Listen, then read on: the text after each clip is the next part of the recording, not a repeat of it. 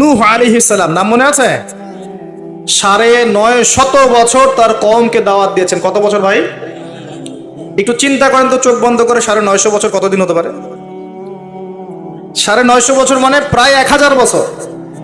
প্রায় 1000 বছর তিনি তার কওমকে দাওয়াত দিয়েছেন। কিভাবে? আমাদের মতো ওয়াজ মাহফিল না, দাওয়াত দিয়েছেন। তিনি বলছেন, ইন্নী দাআউতু কওমি লাইলা ওয়া নাহারা, আল্লাহ আমি আমার কওমকে দাওয়াত দিয়েছি দিন রাত 24 ঘন্টা।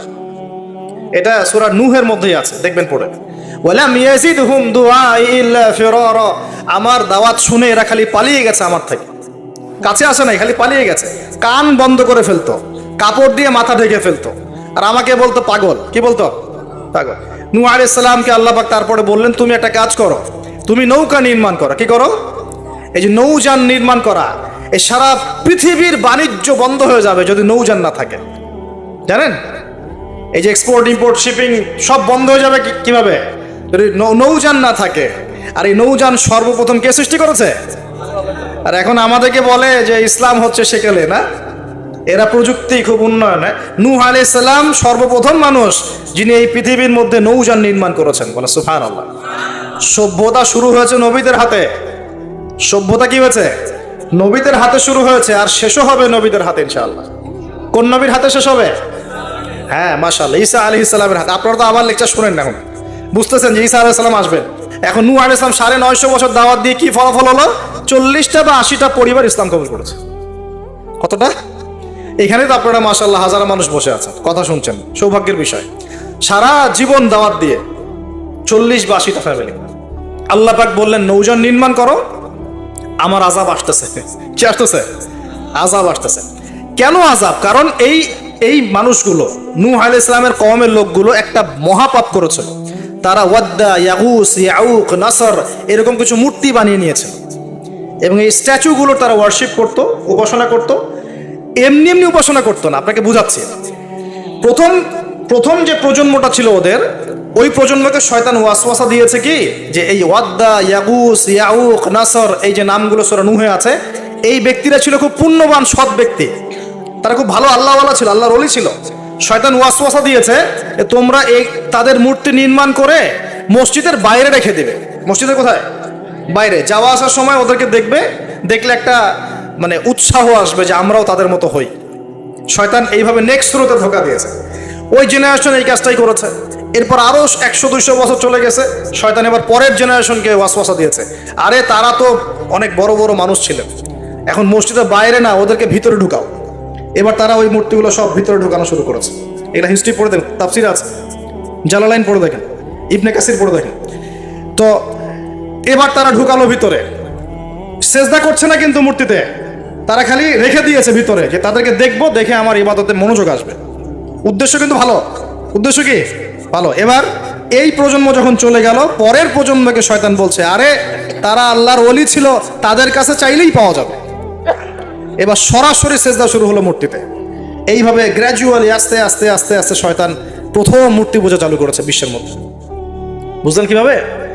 নেক্সট স্রোতেই ধোকা দিয়েছে শয়তান। আমরাও এখন মুসলমানরাও সুবহানাল্লাহ, আমরাও এখন এগুলোর পেছনে পড়ে যাচ্ছি, পড়ছি না? সবার ঘরে ঘরে ছবি, মূর্তি এখন, সুবহানাল্লাহ। আর এই যে আমাদের সেলফি সংস্কৃতি, এটাও তো একটা মূর্তির অংশ হয়ে যাচ্ছে।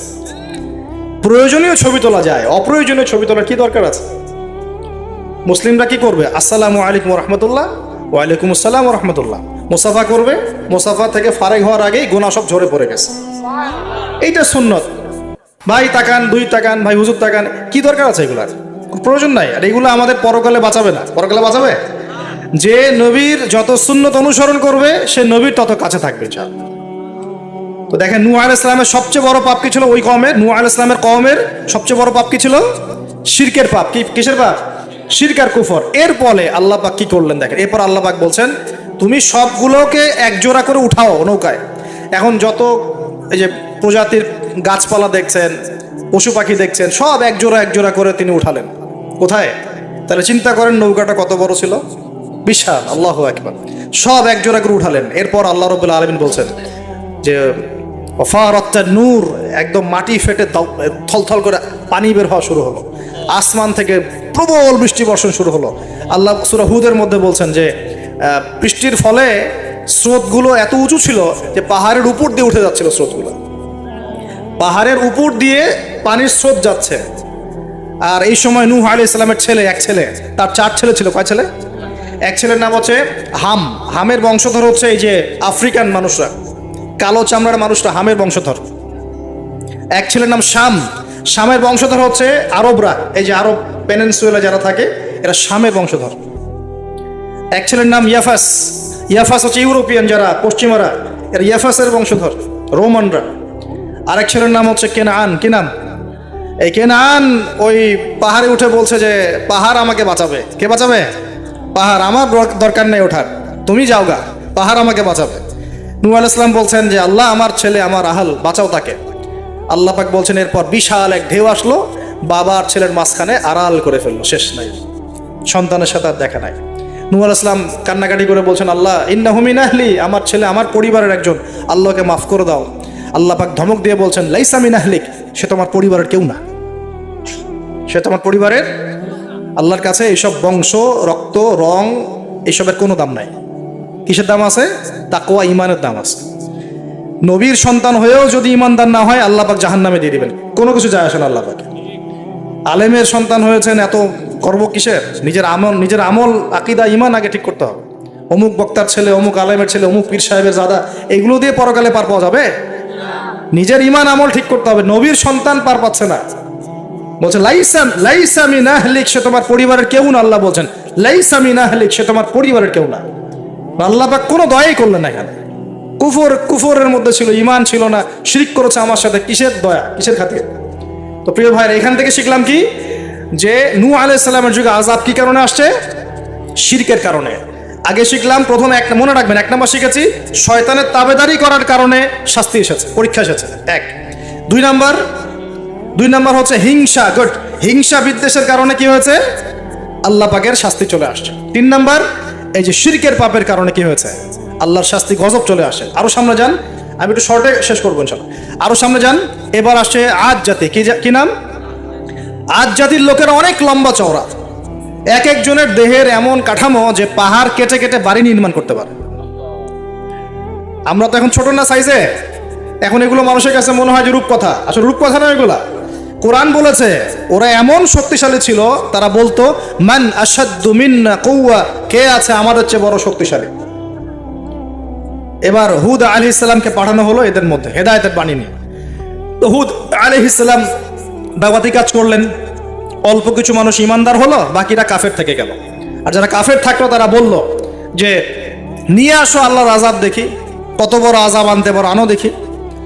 আল্লাহ রাব্বুল আলামিন তাদের ব্যাপারে বলেছেন যে ওয়াম্মা আদুন, এবং আদ জাতির ক্ষেত্রে ফাহলাকনা বিরিহিন সরসরিন আতিয়া, প্রচন্ড ঘূর্ণিঝড় বাতাস দিয়ে ওদেরকে আমি উপরে ফেলে দিলাম। সুবহানাল্লাহ। মাত্র 6 দিন 7 রাত বাতাস প্রবাহিত হয়েছে, ঘূর্ণিঝড় বাতাস, এই ঝড় দিয়ে আল্লাহ পাক আদ জাতিকে উপরে ফেলে দিয়েছে। আল্লাহ বলছেন ওরা বাড়ির সামনে এমন করে পড়েছিল যেন মনে হচ্ছে যে ওই যে গাছের ডাল পড়ে থাকলে যেমন হয় না, খেজুর গাছের ডাল, ওই রকম করে পড়েছিল। বিশাল শক্তিধারী। কি অপরাধ ছিল ওদের? মান আশাদ্দু মিন্না কুওয়া, আমাদের চেয়ে শক্তিশালী আর কে আছে? এই যে অহংকার, এটা কি অহংকার, বিগাইরি হক, অন্যায়ভাবে অহংকার প্রদর্শন করা। আর শিরক কুফর তো ছিলই, ওটা তো ছিলই, পাশাপাশি এক্সট্রা অপরাধ ছিল অহংকার করা। আরেকটা কাজ করতো ওরা অহেতুক বিভিন্ন কনস্ট্রাকশন নির্মাণ করতো, অহেতুক পাহাড় কেটে ওইটা, এটা কেটে ওইটা, মানে বিভিন্ন সৌধ ভাস্কর্যরা নির্মাণ করা শুরু করতো, অহেতুক কোনো কাজ না, অপচয়। এই অপচয় ছিল ওদের একটা পাপ। এই পাপের কারণে আল্লাহ পাক আদ জাতিকে একটা সমূলে উৎপাদন করে ফেলেছে, শেষ। এরপরে আসলো সামুদ জাতি। ওই জাতিকে আল্লাহ পাক পাঠালেন ওখানে সালেহ আলাইহিস সালাম। সালেহ আলাইহিস সালাম সেখানে গিয়ে দাওয়াত দিলেন। আল্লাহ পাক দোয়া কবুল করে একটা উটনি পাঠিয়েছেন। এই উটনিটা তোমাদের জন্য বরকত নয়, ওকে টাচ করবে না, ও থাকলে তোমাদের মধ্যে রিজিক প্রশস্ত হবে, তোমরা ভালো থাকবে। এখন ওখানকার মধ্যে এক নেতা, সে গিয়ে ওই উট খেয়ে ফেলছে, কথা বুঝতে পারছেন? আর এমনি তো অহংকার করতোই, শারীরিক শক্তি বেশি ছিল। তারা বলতো, এরাও বলতো মান আশাদ্দু মিন্না কুওয়া, আমাদের চেয়ে শক্তিশালী আর কে আছে? হ্যাঁ, আরেকটা কাজ তারা করতো, ওয়াইদা বাতাসতুম জাব্বারিন, তারা মানুষকে খুব নির্মমভাবে প্রহার করত। কি করতো? ওই যে মারামারি করে না এখন মানুষ, নির্মমভাবে মানুষকে মারে না, হকি স্টিক দিয়ে এইখানে সেইখানে কোনো ক্ষেত্রে একটা রিমান্ডে কি মাইটটা মারা হয় না? এই যে মানুষকে মারা আল্লাহ পাক খুব অপছন্দ করেন। বিনা বিচারে মানুষকে মারা আল্লাহ পাক কঠিন অপছন্দ করেন। ওই আদ জাতি আর সামুদ জাতি মানুষকে নির্মমভাবে পিটাইত। ওয়াইদা বাতাসতুম, আল্লাহ সূরা আপনার শুআরার মধ্যে বলছেন, ওয়াইদা বাতাসতুম, তোমরা যখন কাউকে পিটাও, বাতাসতুম জাব্বারিন, কঠিন পিটাও তোমরা, কঠিন মার মারো একদম। আল্লাহ পাক খুব অপছন্দ করেন আদম সন্তানকে হাত তোলা। আর আমরা তো কিছু হলেই গালে থাপ্পড় মারি না, এটা করি না? এই হাদিসটাও মনে রাখবেন, মানুষের গালে মারা নিষেধ আছে, জানতেন? মানুষের চেহারার মধ্যে মারা নিষেধ আছে। এই গালে চর মারা, গালে নাকে ঘুষি মারা, এই জিনিসগুলো নিষেধ আছে। কারণ এই চেহারাটা আল্লাহ রাব্বুল আলামিন, মানে আদম সন্তানের এই স্ট্রাকচারটা আল্লাহ রাব্বুল আলামিন সূরা সদের মধ্যে বলেছেন, খলাকতু বিয়াদাই, আমি নিজ হাতে সৃষ্টি করেছি। সুবহানাল্লাহ। আর সেই মানুষকে তোমরা এমন নির্মমভাবে কেন মারো? সারা বিশ্বের দিকে তাকায় দেখেন, এখন প্রত্যেকটা জায়গায় রক্ত ঝরছে। কাদের? মুসলিমদের। কাদের? মুসলিমদের। আল্লাহ পাক আমাদেরকে বোঝার তৌফিক দান করুন। আর আল্লাহ পাক কোরআনে কি বলছেন? যদি কোনো মানুষ একজন মানুষের জীবন বাঁচায়, সে যেন পুরো মানব জাতিকে বাঁচালো। এত পছন্দ আল্লাহর কাছে জীবন বাঁচানো। আর কেউ যদি কোনো মানুষকে অন্যায়ভাবে হত্যা করে, সে যেন পুরো মানব জাতিকে হত্যা করবে। আল্লাহ আমাদেরকে হেফাজত করুন। এখন খুন খুব সহজ হয়ে গেছে, মারামারি খুব সহজ হয়ে গেছে। হ্যাঁ, ভাই ভাইকে হত্যা করতেছে, ছেলে বাবাকে হত্যা করতেছে, বোন বোনের সাথে ভাইয়ের দ্বন্দ্ব, ভাই বোন মারামারি, প্রতিবেশী মেয়ে নিয়ে, সম্পত্তি নিয়ে, মাদক নিয়ে, কিশোর গ্যাং নিয়ে, কত কি হচ্ছে এখন। মানুষের জীবন সস্তা হয়ে যাচ্ছে না এখন? আল্লাহ পাক এগুলো কিয়ামতের আলামত। নবী সাল্লাল্লাহু আলাইহি ওয়াসাল্লাম বলেছেন, ওয়াল হারাজ, কিয়ামতের আগে আগে হারাজ বাড়বে। হারাজ, সাহাবীরা বলছেন, মাল হারাজ, হারাজ কি ইয়া রাসূলুল্লাহ? তিনি বলছেন, আল কতল, গণহত্যা বাড়বে, গণহত্যা। কিয়ামতের আগে আগে খালি গণহত্যা বাড়বে। দেখছেন না এখন? সারা বিশ্বের দিকে তাকায় দেখেন। যাই হোক, এই আদ এবং সামুদ জাতিকে আল্লাহ পাক ধ্বংস করলেন। এখন সামুদ জাতিকে ধ্বংস করলেন কেন? অহংকারের কারণে, কুফর শিরকের কারণে এবং মানুষকে পিটানোর কারণে। আল্লাহ বলছেন ওদেরকে ধ্বংস করেছি কি দিয়ে? সয়হাতান ওয়াহিদা। এটা ভালো করে মনে রাখবেন, সয়হাতান ওয়াহিদা মানে একটা শব্দ দিয়ে, প্রচন্ড ত্রুম একটা শব্দ, খালি এই এক শব্দে সবার কানের পর্দা ফেটে ফুটে জান বের হয়ে গেছে। আল্লাহু আকবার। এক শব্দে মানে ওদেরকে আলটিমেটাম দেওয়া হয়েছিল, তোমরা কি ফিরে আসবে? ওরা বলছে যে কি শাস্তি আসেন নিয়ে আসো। তখন আল্লাহ পাক বলছেন 3 দিন সময় দিচ্ছি, 3 দিন যা করার করে নাও। এই 3 দিন যে আল্লাহ সময় দিয়েছেন, এই 3 দিনে ওরা তওবা করে ফিরে আসে নাই, বরং এই 3 দিন ভোগ বিলাস করেছে, একদম পশু জবাই করেছে, খেয়েছে, মেয়েদেরকে নাচিয়েছে, মদ পান করেছে। 3 দিন ভোগ বিলাস ফুর্তি করেছে। মানে দুহাতে চাপাও হাত পেতে নাও, এরকম চিন্তা। যা আছে এখন লুটে খাও, পরেরটা পরে দেখা যাবে। এই চেতনা আমাদের মধ্যে আছে না অনেকের মধ্যে? যা আছে এখন ভোগ করে নাও, কালকে যা হবে দেখা যাবে। হ্যাঁ, কালকে যা হবে দেখা যাবে, এখন যা আছে নাও, ভোগ করো। এই চিন্তা ছিল ওই 3 দিন সামুদ জাতির। ওরা ভোগ বিলাসে লিপ্ত হলো। হঠাৎ সকালবেলা ত্রুম শব্দ, পুরো বিশ্ব, ওদের পুরো রাষ্ট্রটা কেঁপে উঠলো এবং সবগুলো মারা গেল। একটা শব্দে সব মারা গেল। সূরা কমার পরে দেখেন, সয়হাতান ওয়াহিদা, একটা মাত্র শব্দ দিয়ে আল্লাহ ধ্বংস করেছেন। তার মানে আল্লাহ ধ্বংস করলেন পানি দিয়ে, আল্লাহ ধ্বংস করলেন বাতাস দিয়ে, এবার ধ্বংস করলেন শব্দ দিয়ে, বিদ্যুতের শব্দ দিয়ে। কেন ধ্বংস করলেন? পাপগুলো মনে রাখবেন, অহংকার, কুফর, শিরিক, আর কি হিংসা। তারপরে বললাম এই যে কি, মানুষকে মারা, হ্যাঁ, শয়তানের তাবেদারি, মানুষকে মারা, এগুলো মনে রাখবেন। পাপগুলো মনে রাখতে হবে মাথার মধ্যে, কোন কোন পাপ, এবং এগুলো থেকে বাঁচতে হবে আমাদেরকে ইনশাআল্লাহ। আর একটু সামনে যাই, বিরক্ত হচ্ছেন নাকি? আচ্ছা, আলোচনা একটু লম্বা হলো, সমস্যা আছে? আচ্ছা, এখন সামনে আসি। এরপরে আসছে একটা বিশেষ জাতি, তার নাম লুত। কি নাম? নাম শুনছেন আগে? আচ্ছা, এই কম আবার আজীব কম, আজীব মানে এ কম এমন কম, এরকম কম পৃথিবীতে জীবনে ছিলও না, আসেও নাই। সূরা আনকাবুত আল্লাহ পাক বলছেন, ওয়ালুতান, লূত আলাইহিস সালামের কথা।